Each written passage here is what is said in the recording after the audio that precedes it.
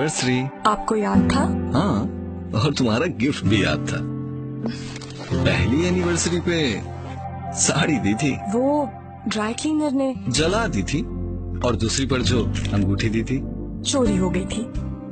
और इसको तुम्हारा बेटा जहाज बना के उड़ा देगा। अरे ये स्टेट लाइफ की बीमा पॉलिसी है, ना चोरी होने का डर, ना जाया होने का। ये तो बस तुम्हारी तरह फलती फूलती रहेगी। ये हमारे उस वक्त काम आएगी जब हमें इसकी सबसे ज्यादा जरूरत होगी। हमें मतलब ये तो मेरा गिफ्ट है। स्टेट लाइफ, खुशियों का ख्याल तहफ्फुज़ के साथ। 31 दिसंबर से पहले बीमा पॉलिसी खरीद कर पूरे साल का बोनस हासिल करें।